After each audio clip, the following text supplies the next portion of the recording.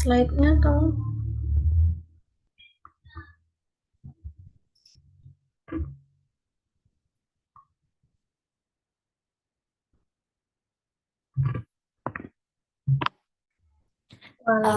We are from group 5.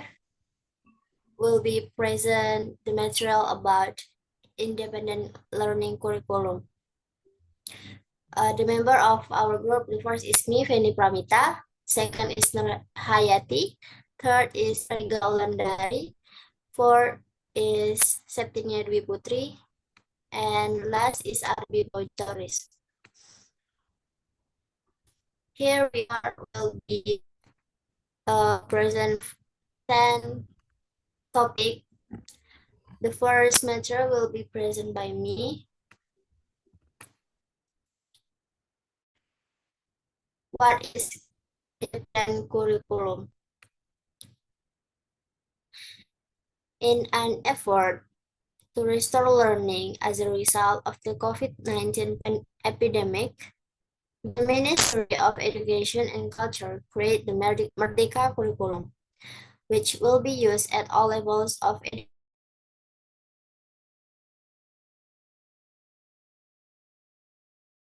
Curriculum is a high school curriculum that use more flexible teaching and learning practice, such as time allocation subject matter, while still focusing on vital information, character development, and student capabilities. The curriculum, formerly known as the prototype curriculum, is used not just in high school but also at PAUD, SD, SMP, and SMK education levels. Students have the freedom to explore their talents, interests, and abilities in this program. Furthermore, Merdeka curriculum allows instructors the option to use instructional research that are adapted to student learning requirement and interests. This curriculum, which was officially presented in February 2022, has begun to be applied in many schools, particularly those participating in the Mover Schools initiative. The curriculum is exact to be adopted in all Indonesian schools. The decree of the Minister of Education, Culture, Research, and Technology of the Republic of Indonesia number 56 M 2020, addressing recommendation for curriculum implementation in the context of learning. Recovery serves as a legal foundation for implementing this curriculum. The second material is goals and principles in Curriculum Merdeka.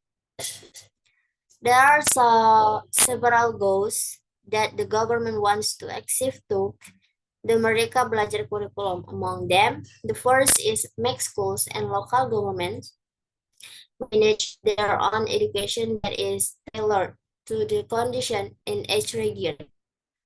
Preparing the nation to face the global challenge of the 4.0 revolution era. Become a new curriculum that is in line with the demands of 21st century education for forming human research of superior quality and high competence. And the last is the strange character education through the Pancasila student. Next is based on the decree of the Minister of Education, Culture, Research, and Technology number 56 M 2002 concerning guidance for curriculum implementation in the context of the learning recovery. Principles of Merdeka Belajar curriculum are stated as follows. First, learning is designed by considering the development stage and achievement levels. Second, of student according to learning needs. Third is learning is designed and implemented to build capacity to become learners. And the last is creating relevant learning, namely learning that is designed according to the context, environment, and culture of learners, which also involves the role of parents and committees as a partners. That's all me. Next by present by Rega Ulandari.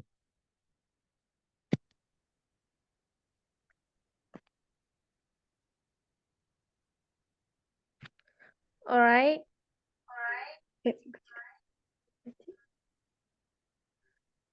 I will explain about Kurikulum Merdeka structure and implementation of Kurikulum Merdeka. For the first Kurikulum Merdeka structure, the curriculum structure in the Merdeka curriculum is based on three things, namely competency-based flexible learning and Pancasila character. Here are some participants for developing the Merdeka curriculum structure. Number one, minimum structure. The minimum structure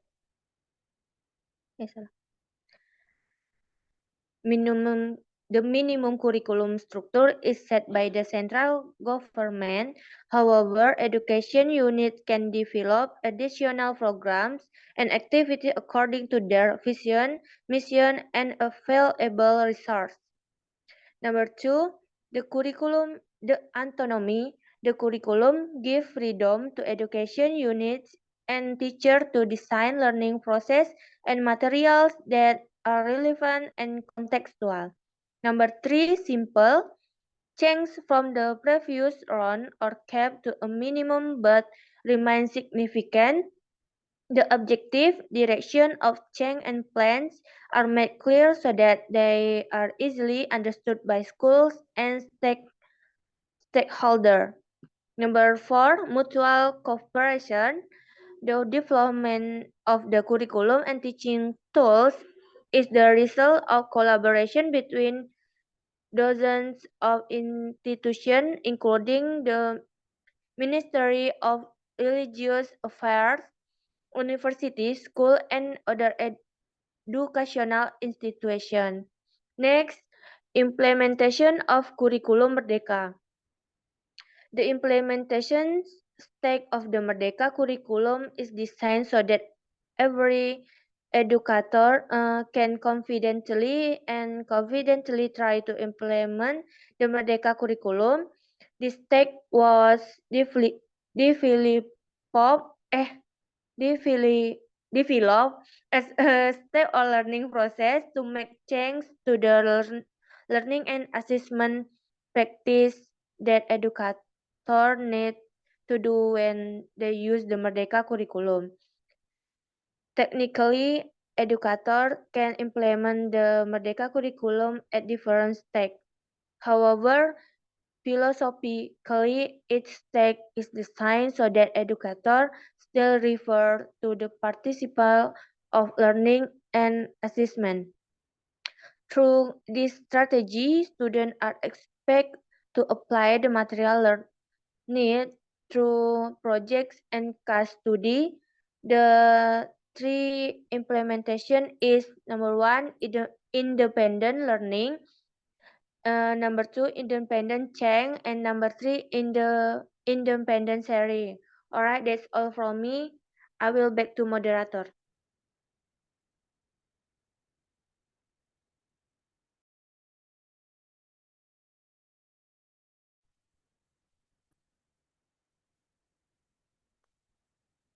All right, the second material will be present by Septinia.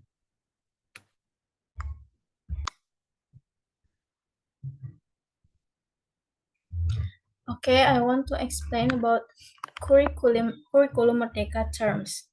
The first is learning outcome or CP. Learning outcome are often abbreviated as CP, is a term in Merdeka Belajar curriculum, which means learning competency. The student must archive at each phase of development. These learning outcomes consist of a set of competency and scope of material comprehensively arranged in native form.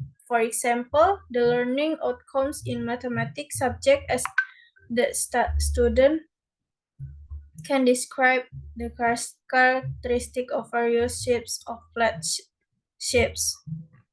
And then the second, flow of learning objective or ATP. The flow of learning objective or ATP is a series of learning objectives that are arranged systematically and logically in the past as a whole and according to learning sequence from the beginning of to the end of a pass. This ATP has the same functionality as the syllabus, which is to guide learning planning.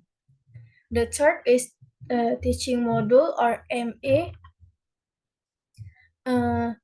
The term teaching module in the Merdeka Belajar curriculum is the same as the RPP Learning Implementation Plan in 2013 curriculum. It is just that components of teaching module are more complete than the lesson plan. And the fourth, Pancasila student profile and Rahmatan Lil Alamin student profile or madrasah only. Madrasah are given the freedom to create and innovate the curriculum to accommodate the characteristic, unique needs and vision mission of madrasah. Madrasah are encouraged to do creativity and innovation without waiting to be complete and perfect in order to provide the best service to madrasah student.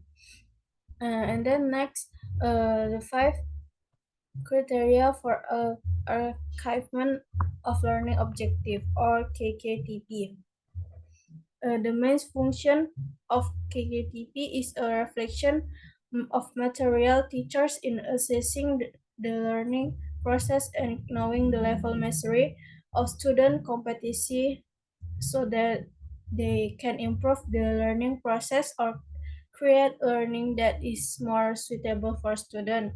And then 6, teaching at the night level. Teaching at the right level is a learning approach that focuses more on learners' ability level in their levels. This approach can help teacher design learning according to each learner's stage archivement, especially in improving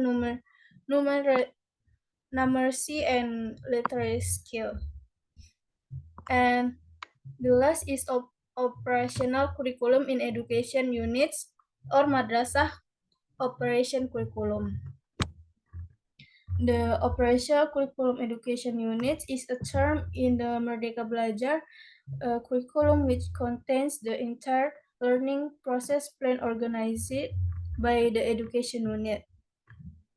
The term KUSP is the same as the term KTSP.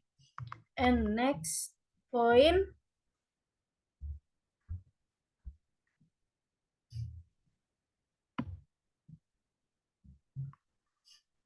next.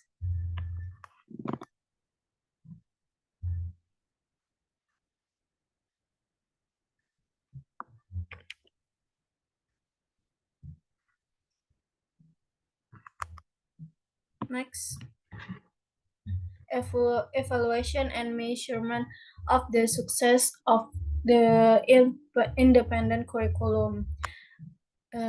There are 3 points in this material. The first is evaluation of student learning outcomes.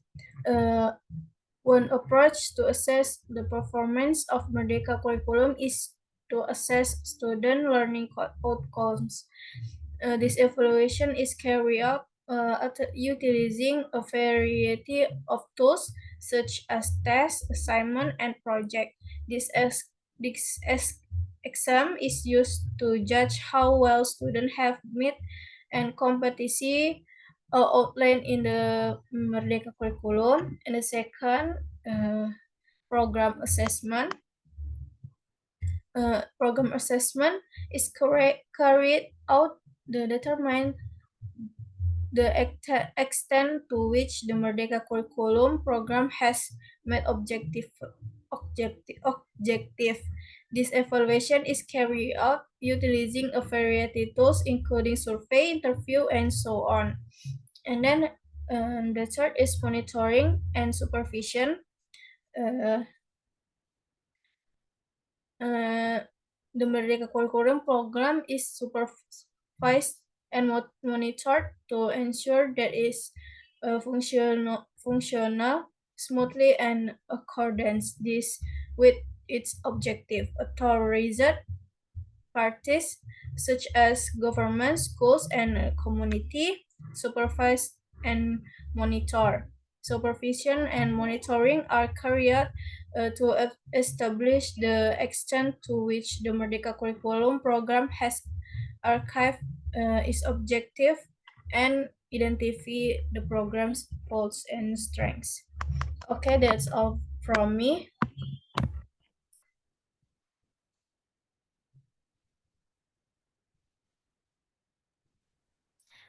Alright, next will be presented by Nurhayati. Tamizio. Alright, I will explain about challenge about Kurikulum Merdeka. For the first, the challenge of human resource recognize teachers as the main pillars of implementing independent curriculum. The existence of teachers in implementing independent curriculum is a locomotive and driving force for the success of various independent learning programs, such as differentiating learning, implementing project to strengthen profile of Pancasila student and learning assessment, and empowering technology as a learning support tool. Second, the challenge of teacher ability in empowering digital-based technology facilities as the direction of the learning process in the independent curriculum is technology-based. It is time to empower digital technology for each subject teaching, a teacher in learning service, especially in the search and use of various learning resources. This implies that now and in the future, every teacher is required to master digital technology as a basis for learning activities. And third, the challenge of strengthening communication network and partnership between education units and relevant stakeholders. No matter how sophisticated and great the learning curriculum is designed, without the support of effective communication network and partnership by education unit with relevant stakeholders, the implementation of the curriculum will run less optimally and might even find obstacles. Fourth, the challenge of carrying out the learning assessment function, which is an integrated phase of learning. One important aspect that is often overlooked by school in achieving curriculum implementation goal in the implementation of learning assessment.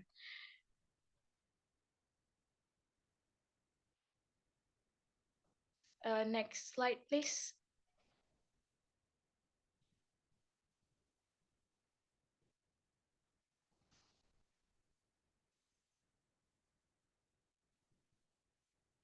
Alright, the next material is about comprehension difference between Curriculum Merdeka and conventional curriculum. The difference between the Curriculum Merdeka and the conventional curriculum, this difference include the main difference between the Curriculum Merdeka and the conventional curriculum and the implication for student learning. First, focus on student and freedom of learning. One of the fundamental differences between the Merdeka curriculum and the conventional curriculum is the focus on student. Curriculum Merdeka places students at the center of learning, where they are given the freedom to manage the course of learning. Next, student involvement in the learning process. Curriculum Merdeka encourages student active involvement in the learning process. They are encouraged to become independent learners, take the initiative in seeking information, analyzing and synthesizing knowledge. Students are invited to think critically, debate, and create innovative solutions. On the other hand, the conventional curriculum tends to be more of a transmission of knowledge, where students play more of a role, receive information from the teacher. Next, relevant learning context. Curriculum Merdeka seeks to build a learning context that is more relevant to student reliefs. Learning material are connected to student experience and needs, thus increasing student motivation and connection to learning. The conventional curriculum, on the other hand, tends to be more structured and centered on the established national curriculum, with an emphasis on mastering general concepts. Next, selection of learning method and assessment. In Curriculum Merdeka, students have the freedom to choose learning method that suit their learning style. They can choose to use technology, project, group collaboration, or other methods that suit their interests and needs. And last, teacher role. In Curriculum Merdeka, teacher as a facilitator and guides in the learning process. They encourage students to develop their interests and talents, provide guidance, and provide constructive feedback.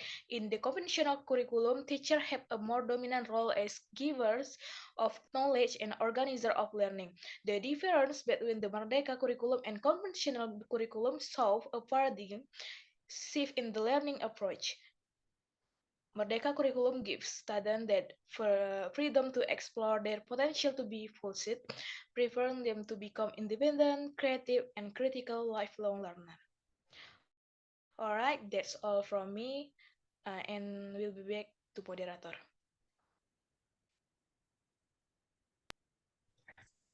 Okay, the next material will be presented by Arbi Fogji. It's your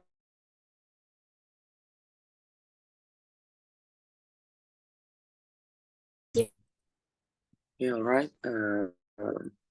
So I'll explain about the social and economic effects of Curriculum Merdeka. And number one is social effects.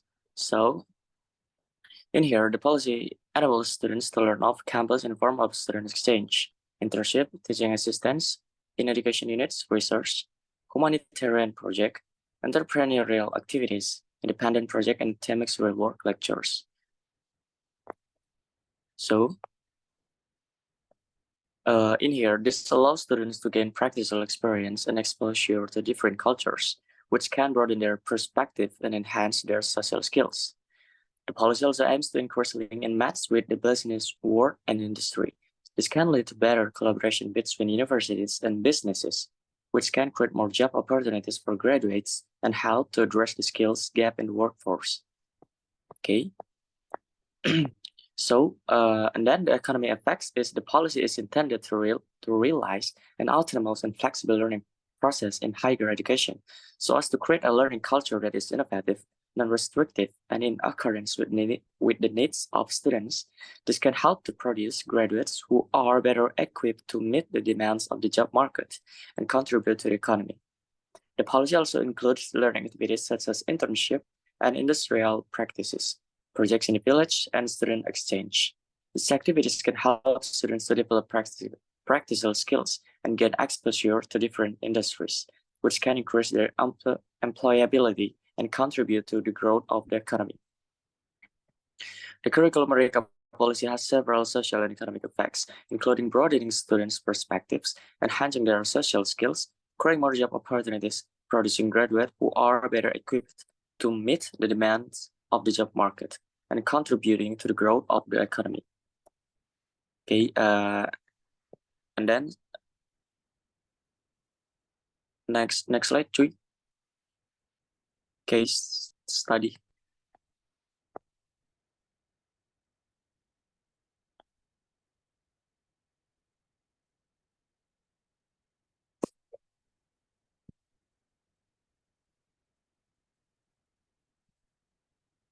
Okay, and then the last material is a case study of Kurikulum Merdeka.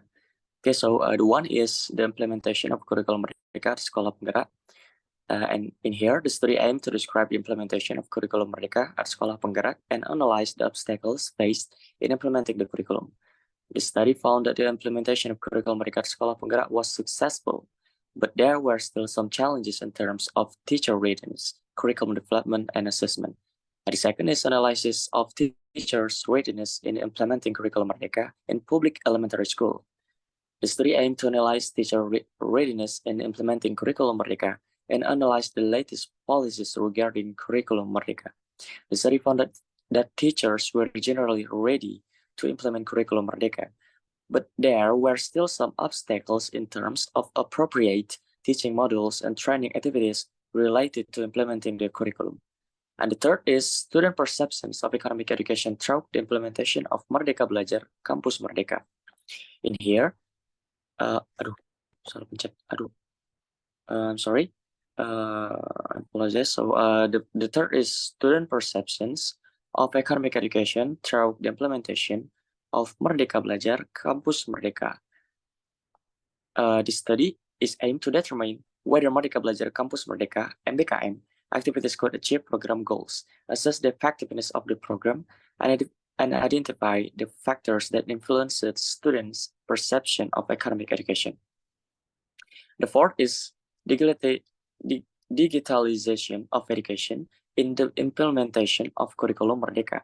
In here, the study aimed to explore the digitalization of education and the implementation of Kurikulum Merdeka and its impact on the quality of education. So the case studies of Kurikulum Merdeka have shown that the implementation of the curriculum has been generally successful, but there are still some challenges that need to be addressed, such as teacher readiness, curriculum development, and appropriate teaching models. However, the studies have also shown that Kurikulum Merdeka has the potential to improve student perceptions of economic education and the quality of education through digitalization. Okay, so the last one is the conclusion. Conclusion belum cuy. So I will explain the conclusion shortly. The Kurikulum Merdeka is an important and innovative educational initiative that aims to provide greater flexibility to students in the selection of subjects and learning methods. In reviewing the Kurikulum Merdeka, we have found that this initiative is based on an educational philosophy that values freedom of thought, creativity, and self-discovery. Students have the opportunity to pursue their own interests, choose appropriate educational pathways, and develop skills relevant to their lives. The Kurikulum Merdeka is an important step towards a more inclusive and students-need education. With hard work, adaptation, and collaboration from all parties involved, we can ensure that the Kurikulum Merdeka produce graduates who are more knowledgeable, skilled, and ready to face future challenges. All right, maybe that's all from our presentation of this Kurikulum Merdeka, and apologize our mistake if there's a mistake that came out from our mouth. Thank you. Assalamualaikum warahmatullahi wabarakatuh.